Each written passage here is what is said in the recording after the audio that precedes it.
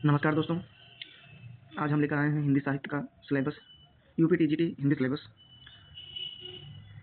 उत्तर प्रदेश माध्यमिक शिक्षा सेवा चयन बोर्ड, जो कि अब उत्तर प्रदेश टीजीटी का पेपर लगा है 3 जून 2026 को।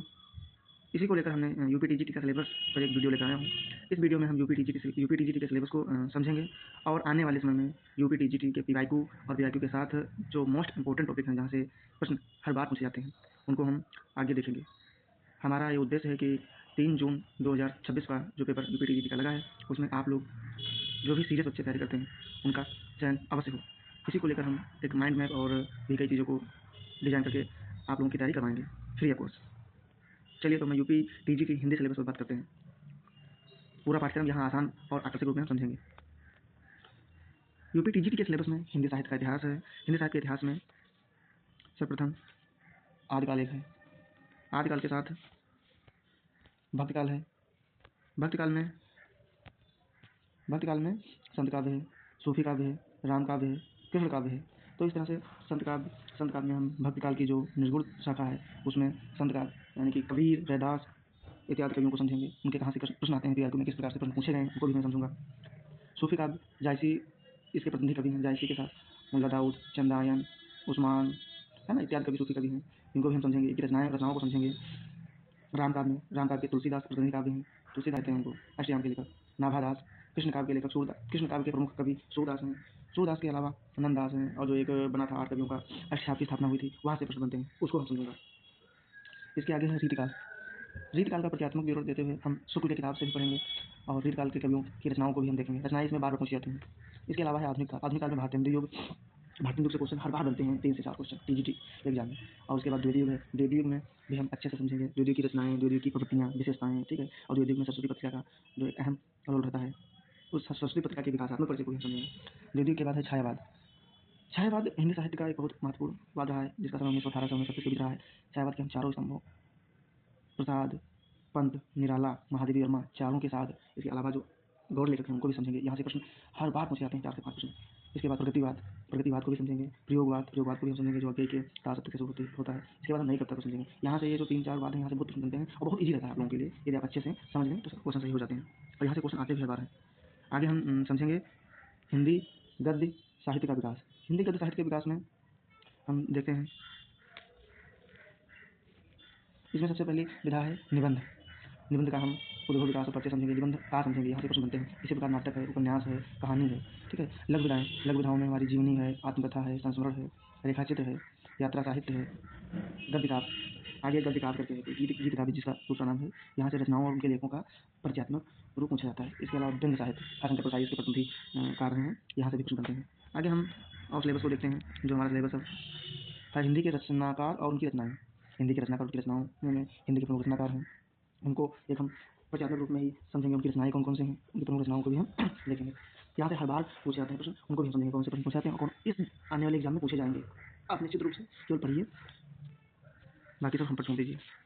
इसके बाद हम देखते हैं काव्य शास्त्र का जो पुस्तक लगा है, काव्य शास्त्र, जिसको इंग्लिश में कहते हैं पोएटिक्स। इसमें काव्य के भेद जो हैं, वहाँ से प्रश्न बनते हैं, और इस सिलेबस में भी मेंशन है। पूरा सिलेबस जो आपको बता रहा है कि सिलेबस टीजीटी का क्या है, सिलेबस को अकॉर्डिंग हम पढ़ेंगे। ये किसी भी परीक्षा को क्वालिफाई करने का एक मात्र तरीका होता है सिलेबस। सिलेबस जिस व्यक्ति को समझ में आ गया, सिलेबस एक रोड मैप होता है कि हमको कहाँ जाना है, किस रास्ते से जाना है, ठीक है ना। इसके आगे रस और उसके अवयव यानी कि उसके तत्व क्या है, इन पर हम बात करेंगे। भट्ट मुनि का रस सूत्र की व्याख्या करेंगे। रस सूत्र की व्याख्या के साथ रस को कितने भागों में, कितने अवयवों में बांटा है, उसका पूरा परिचयात्मक विवरण देंगे आपको। आप निश्चित रूप से केवल देखिए। अंत में हम ये भी बात करेंगे कि टीजीटी की तैयारी करते हैं उन लोगों के पास कौन कौन सी बुक्स होनी चाहिए। 2-1 बुक तो होनी ही चाहिए, ठीक है। इसके बाद छंद है, अलंकार है, इसको भी हम देखेंगे। शब्द अलंकार, अलंकारों में शब्द अलंकार, अर्थालंकार, ये सिलेबस में लगेंगे, इनसे प्रश्न बनते हैं। इसके बाद है काव्य गुण, काव्य दोष। काव्य गुण और काव्य दोष भारतीय काव्यशास्त्र का एक प्रमुख पार्ट है, यहाँ से प्रश्न हर बार बनते हैं। काव्य गुण को हम समझेंगे कि भारतीय जो काव्यशास्त्री हैं, वो काव्य गुणों की संख्या कितनी मानेंगे और काव्य दोषों की संख्या कितनी मानेंगे, और कौन कौन से काव्य गुण, कौन कौन से काव्य दोष मानेंगे, ठीक है। आगे हमको देखेंगे।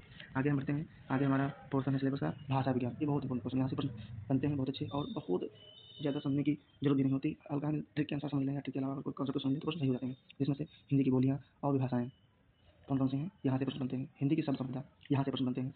हिंदी की ध्वनियाँ, यहाँ से प्रश्न बनते हैं। देवनागरी लिपि का विकास बहुत मोस्ट इंपोर्टेंट है, बहुत ईजी टॉपिक है, बहुत ईजी टॉपिक है। इसकी विशेषताएं क्या हैं, यहाँ से हर बार क्यों बनता है। इस बार के यूपीएससी जो असिस्टेंट प्रोफेसर का एग्जाम हुआ था उसमें तो केवल इतना पूछा गया था कि देवनागरी लिपि का प्रारूप क्या है, अक्षरात्मक है या वर्णनात्मक है, इस तरह से ऑप्शन थे, तो उसमें अक्षरात्मक ऑप्शन सही था। बहुत ईजी क्वेश्चन बनते हैं। और इसके आगे त्रुटियों के सुधार के प्रयास, देवनागरी लिपि जो है उसमें त्रुटियों के सुधार के प्रयास, इसमें हम कमेटी वगैरह का जिक्र करेंगे कि कौन कौन सी कमेटी से बनी है।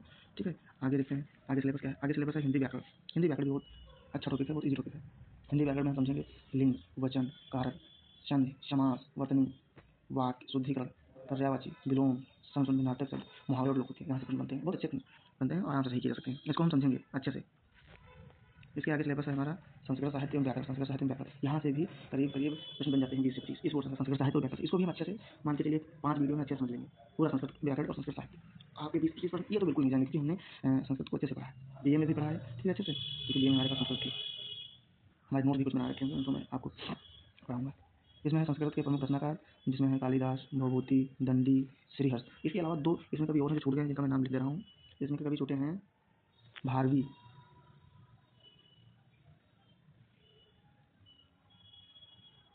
भारवी छूटे हैं, और एक छूटे हैं कवि क्या नाम इनका है, और मैं पीपीटी जब बना रहा था तो उसमें छूट गया था, ध्यान नहीं दिया था। एक और है कोई, मैं उनको देख के बता दूंगा। नहीं, माघ याद आ गया, माघ, शिशुपाल उद्यम के रचनाकार माघ। ये 2 कवि छूट गए थे, इनको ध्यान में आप नोट कर लीजिए, ठीक है। इसके अलावा स्वर संधि, व्यंजन संधि, समास, शब्द रूप, धातु रूप, कारक, अनुवाद, अनुवाद से भी प्रश्न बन जाते हैं कभी कभी, ठीक है। तो ये हमारा सिलेबस रहा। ये हमारा यूट्यूब चैनल है हिंदी प्रोफेसर अकेडमी, ठीक है। अब इसके साथ साथ आपके पास 1-2 बुक्स होनी चाहिए, मैं आपको बता दे रहा हूँ। हिंदी विषय से आप तैयारी करें तो आपके पास 2-3 बुक्स होनी चाहिए, जिनका मैं नाम लिख दे रहा हूँ। एक आपके पास होनी चाहिए रामचंद्र शुक्ल का हिंदी साहित्य का इतिहास, ठीक है। रामचंद्र शुक्ल का हिंदी साहित्य का इतिहास, रामचंद्र शुक्ल, रामचंद्र शुक्ल, एक तो हमारे फ़ोन की स्क्रीन नहीं चल रही, रामचंद्र शुक्ल का इतिहास। और दूसरी किताब है बच्चन सिंह का। इस बार ये जो पिछले पेपर हुआ था टीजीटी का पेपर 21 बैच में, तो उसमें बच्चन सिंह के बुक से भी प्रश्न बने थे, तो बच्चन सिंह का इतिहास आपके पास होना चाहिए। बच्चन सिंह का दूसरा इतिहास जो 1996 में प्रकाशित हुआ था, ठीक है। और यदि हो सके तो एक आप लोग गाइड भी ले लीजिए, गोविंद पांडे की, सरस्वती और गोविंद पांडे की, जो है उसमें प्रचात्मक रूप से अच्छे से सिलेबस को दिया है, ठीक है। बाकी आपको पता रहिए अच्छे से, और हम तो हैं सहायता करने के लिए, ठीक है। ठीक है, फिर अगली वीडियो में मिलते हैं।